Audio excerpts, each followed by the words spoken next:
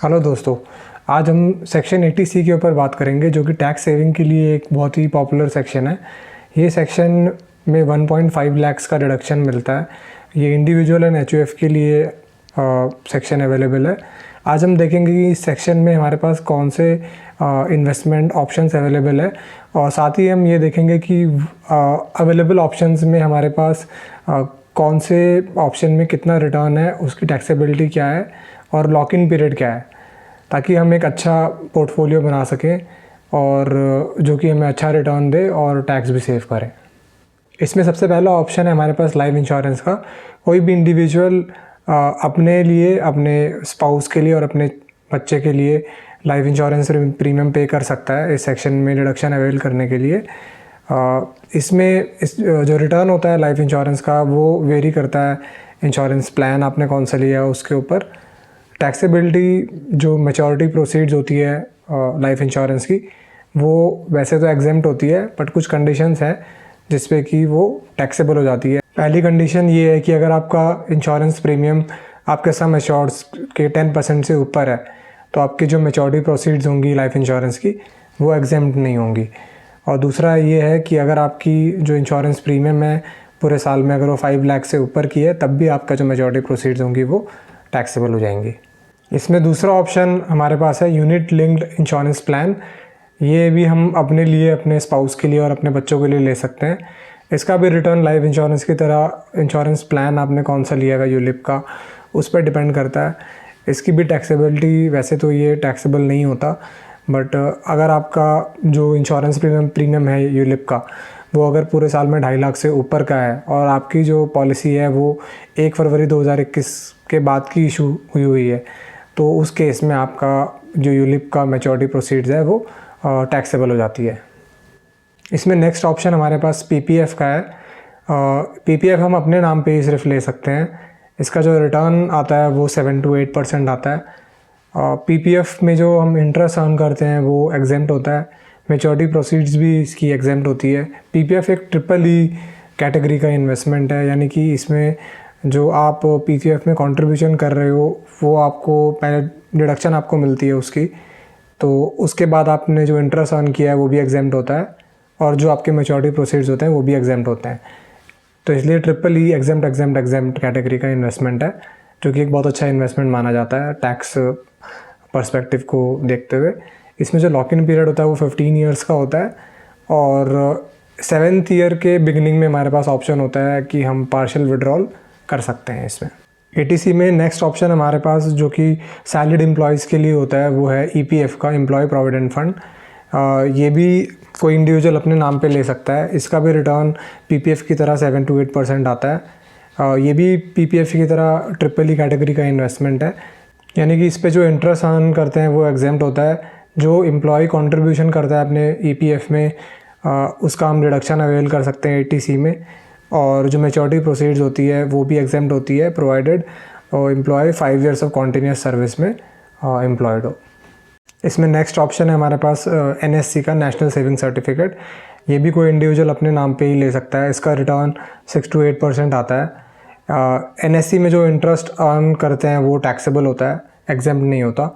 इसका भी lock in period 5 years है और इसमें जो इंटरेस्ट अगर हम जो अर्न करते हैं उसको अगर हम री इन्वेस्ट कर देते हैं तो वो भी 80C में हम उसका डिडक्शन अवेल कर सकते हैं, लेकिन 5th ईयर में जो भी इंटरेस्ट आएगा वो टैक्सेबल होगा। 80C में नेक्स्ट ऑप्शन है हमारे पास ELSS का, इक्विटी लिंक्ड सेविंग स्कीम, जिसको हम SIP भी बोलते हैं पॉपुलरली आजकल। ये भी हम अपने नाम पे ही कर सकते हैं, सेल्फ के नाम पे।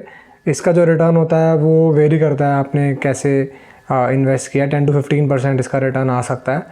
इसके भी जो रिटर्न्स होते हैं वो टैक्सेबल होते हैं, मतलब कि जो इसमें डिविडेंड आप अर्न करते हो वो टैक्सेबल होता है। इसका लॉक इन पीरियड 3 years होता है। अगर आप 3 years के बाद इसको ELSS को सेल करते हो और इसमें आपको जो भी गेन होता है उसको हम लॉन्ग टर्म कैपिटल गेन बोलते हैं, वो एग्जेम्प्ट होता है 1 लाख रुपीज़ तक। 1 लाख से ऊपर का अगर आपने कैपिटल गेन अर्न किया है लॉन्ग टर्म तो वो टैक्सेबल होता है। और आपने अगर 3 years से पहले ELSS को सेल कर दिया तो फिर आपका वो शॉर्ट टर्म कैपिटल गेन होता है जो कि टैक्सेबल होता है।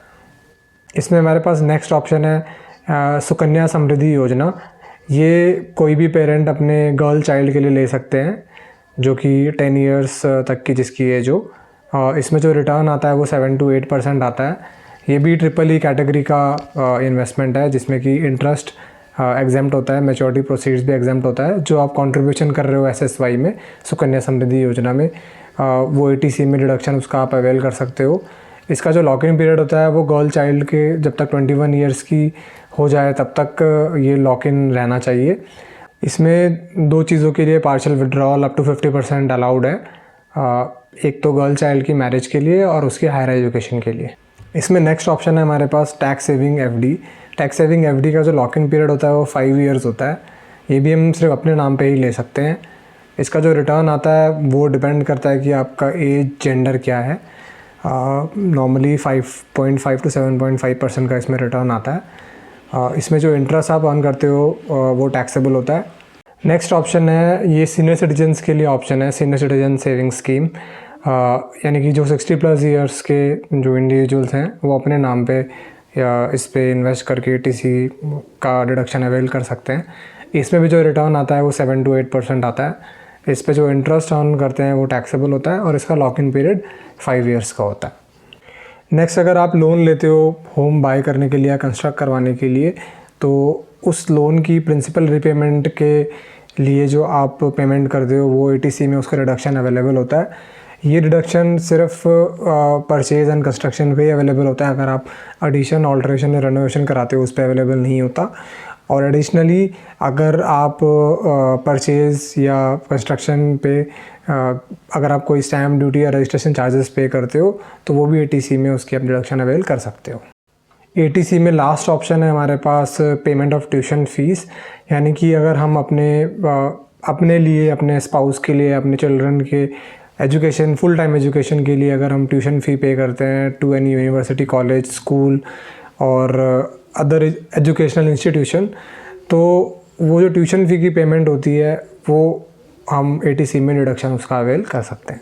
तो दोस्तों, जैसे कि मैंने अपने पहले वीडियोज़ में भी बोला है कि टैक्स सेव करने का बेस्ट टाइम होता है जब during the year, at the end of the year नहीं। तो अभी क्योंकि ये नया फाइनेंशियल ईयर चल रहा है, इसका भी 1-1.25 महीना गुजरा है, तो अगर आपको टैक्स सेव करना है तो ATC एक अच्छा ऑप्शन है। इसमें जो हमने आपको ऑल्टरनेटिव्स बताए हैं आप उसको देखिए और टैक्स सेव करने के हिसाब से आप इसमें इन्वेस्टमेंट या एक्सपेंडिचर करिए, जो भी अवेलेबल ऑप्शन है आपके।